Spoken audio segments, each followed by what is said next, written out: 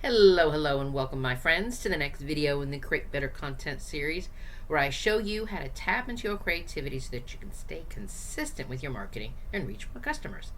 My name is Penny, and I'm going to guide you through this content development process so that you can create engaging content for social media, sales pages, emails, all of those things that you use as your marketing content to reach your qualified customers. And if you want to learn more about creativity and how this can help you develop your content marketing plans, I would love to see you hit that button below and subscribe to this channel. And below in the description box, there are several links. One of the links that you're going to see is for the Content Prompt Playbook. This is a free download for you if you are looking for a step-by-step guide about how to talk to ChatGPT so that it gets you, so that it gets your business, it gets your customers, and helps you create better marketing messages. And another link that you're going to see down there below is so that you can join us in the Marketing Strategy Collective program. This is my group program on Patreon, and you can personally work with me, and you can go through this process of developing remarkable content and do it in a supportive group online space. We get together on Patreon, but the best thing that happens every single month is when we meet in person on a Zoom call, and you get to have strategy conversations. We could talk about, the training and the tools that we're working on that month that comes with your strategy workbook that you get every single month in your inbox, all that stuff together. So you see the links below. You know what to do to learn more. All right, let's jump into today's video because we're still talking about SEO. But I want to talk about something that small business owners think that they understand until they realize that it's not working. That is SEO, search engine optimization. Or as I like to say, how to talk to Google so Google sends customers your way. That's the fancy way of what SEO stands for. So let's get into this today. So let's say you've been, real consistent with your content. You have been posting blogs, you're updating your website, you're creating content, but you're still not showing up when people search for what you do. So chances are you could be making one of these SEO mistakes. So let me go through all these. I've got 5 mistakes I want to share with you today. And I think that when you understand what these mistakes are and the things that you can do to avoid them, I think that if you can start to incorporate this into your website, into your marketing, you're going to start to see more visibility. And then the visibility could turn into more traffic. And with the more traffic comes right people, the right customers actually finding your business. So let's get into this today. Let's talk about these SEO mistakes. The first SEO mistake that I want to touch on today is, are you ignoring your local SEO? And this one is big, especially if you are a small business who relies on local business. Like maybe you've got a storefront locally. Maybe you show up to a farmer's market locally. So if you have a local presence in that way, you serve a specific city, a neighborhood, or even like I'm in the Tri-County region, like that kind of thing. Your website needs to tell Google all that stuff. We proudly serve the city of, Orlando. We help you at the Brooklyn neighborhood. We're in the Tri-County area. All of those kinds of things. It's really helpful for Google to know that, because when somebody types in, best bakery near me or website designer in Orlando, Florida, that's when you have the option to show up. So what I want to talk about, I don't want to get into all of this because I actually have and if you run a search there and you look in my account, you will see a full-on video specific to local SEO. So I don't want to get into all of that, but I do want to touch on a couple of things that you could be doing if you have not been paying attention to this part of being found on Google. So look for something called the Google Business Profile, and it's going to be connected directly to your business. And if you haven't filled this out before, it's going to be totally empty. And Google loves when you fill out everything. So you want to put your hours in, your services, your offers, your website, photos if you're selling stuff, or let's say you're an electrician and you could put pictures up of the work that you've done. That kind of stuff. That is optimizing your Google profile.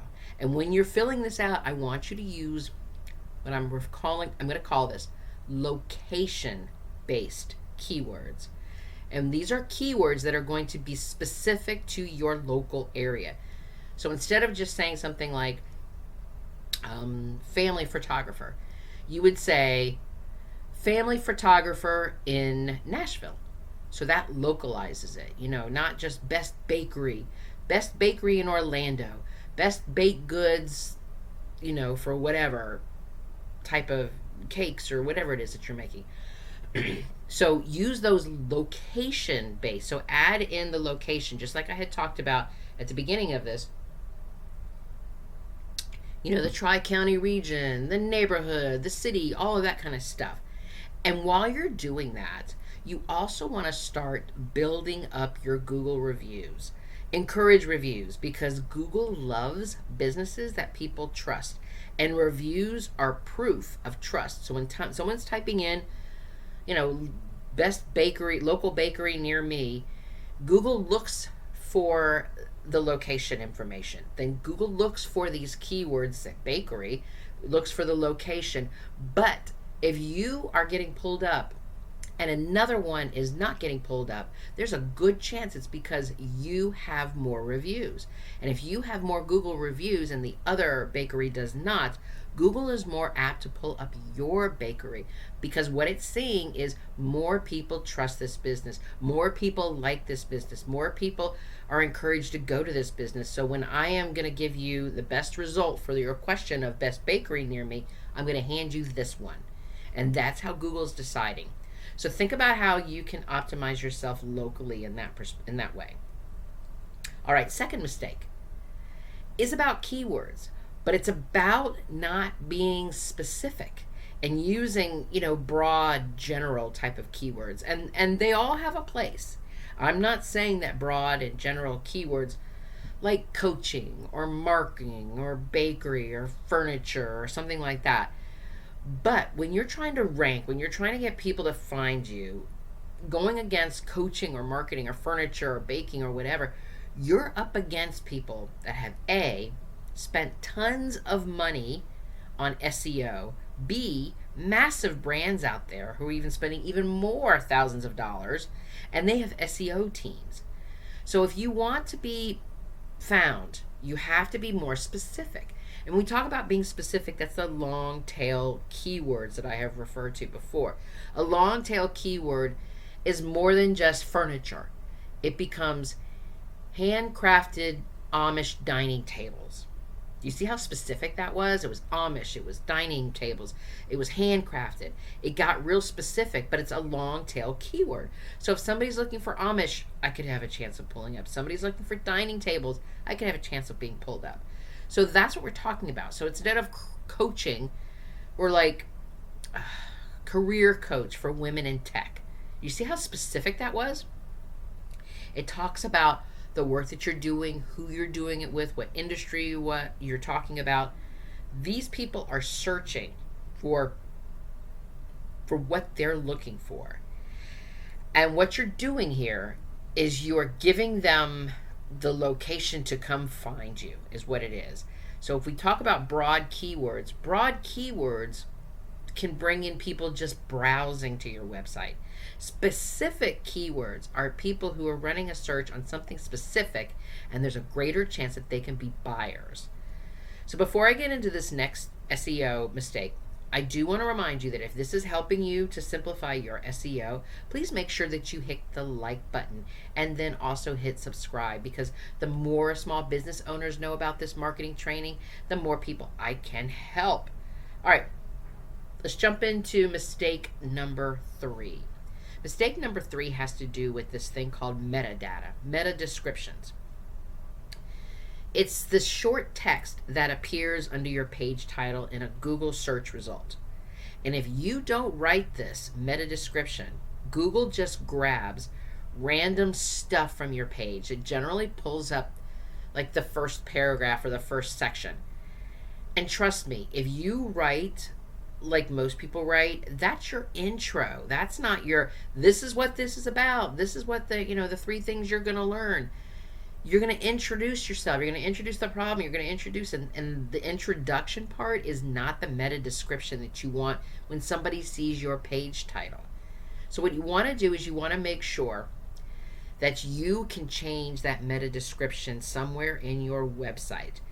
I know in a WordPress site, it's going to be down at the bottom. In each individual site, whether it's Squarespace, whether it's Wix, whether it's any other platform, if you don't know where it is, run a search in the help section.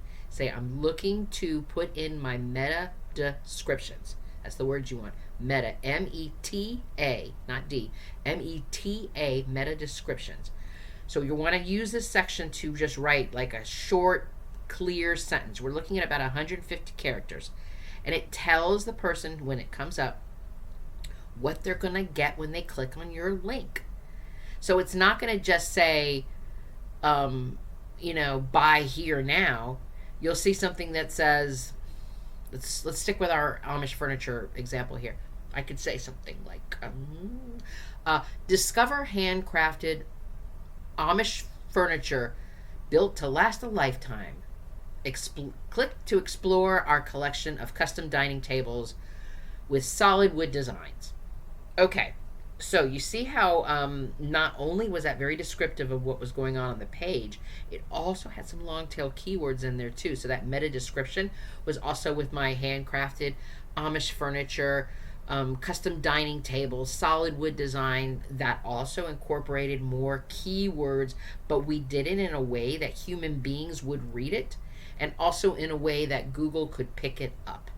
So think about this meta description is like that little paragraph underneath that link, and you're trying to tell somebody why they should click on that link.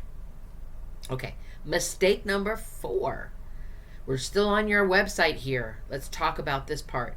Not updating old content. Google loves fresh content. Every time they get their spiders out there and they're looking around. And I get it. You're not always going to update your about page. I mean, maybe things could change. You could hire new people. Maybe somebody's, shifted on, or a new service or something like that. But it's not every day that we're going to update our about page.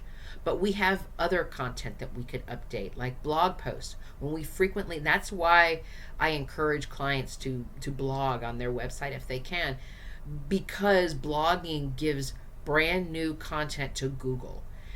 It also makes sure that it helps with the ranking of our website. So I want you to think about how you can revisit older pages and look at them. If you are not blogging, look at your sales pages.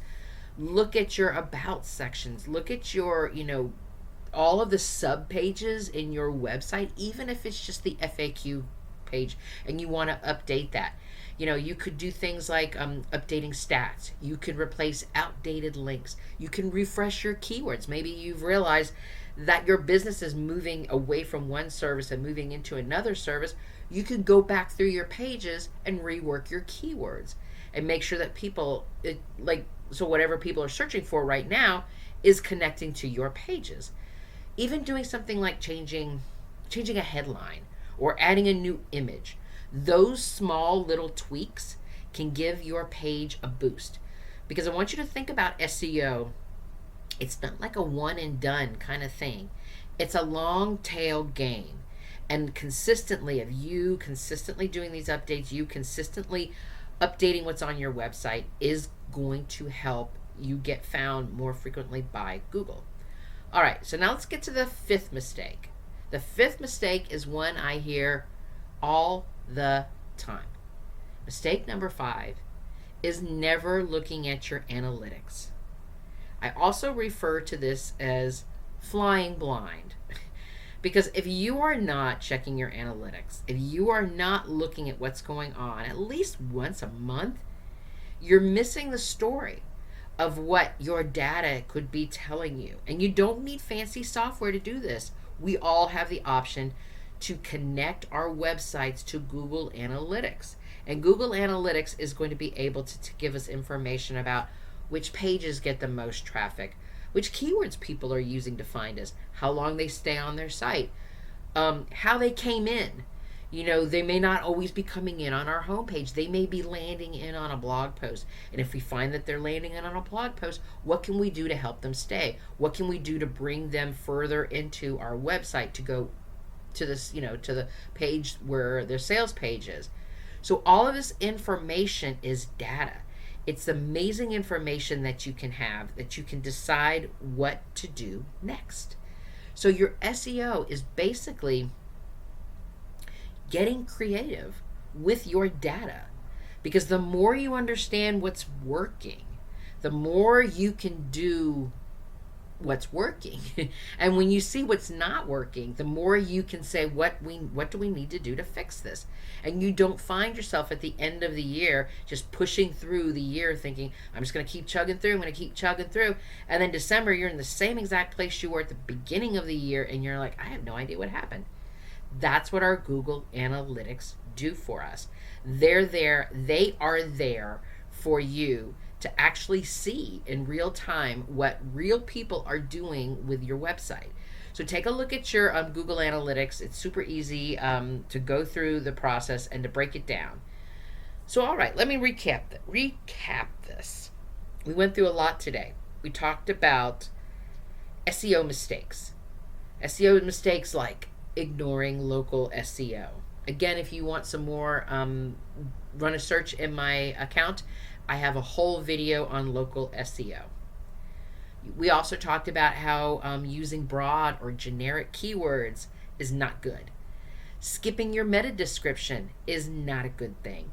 Letting your content just sit and go stale and never updating it. And then, of course, the worst SEO mistake is never checking your analytics. So if you heard me go through this and maybe you kind of recognized yourself in these, that's a good thing, because that means that you see that there's something that you need to be fixing to help you with the growth of your business. And that means that you're ready to make some changes that are actually going to move the needle, and you're going to actually see some results. Because remember, every marketing skill that you learn, everything that I have talked about in my videos, from content calendars to repurposing, now to SEO, it's a tool for you to use to help you grow your business. And this SEO stuff, this is one of those powerful tools that you can do, that you can share, that you can use, that you can master. You can learn how to master this. And when you do, that's when you're going to start showing up more often and see real growth in your business. So thank you so much for joining me today. If this episode was giving you some ideas to start learning some new skills for marketing, I would love to see you hit that like button and then hit the share button so that you can share it with another business owner. And if you are looking to take this further, I would love for you to join us in the Marketing Strategy Collective. We're going to take all these ideas and turn them into a content plan that's going to drive sales for you. The links are below so you know what to do to learn more, to stop working in a solo bubble and work in a collaborative space and get the help that you need. Because you are magnificent, my friend. And let me be the first to say, I'm proud of you. Until next time.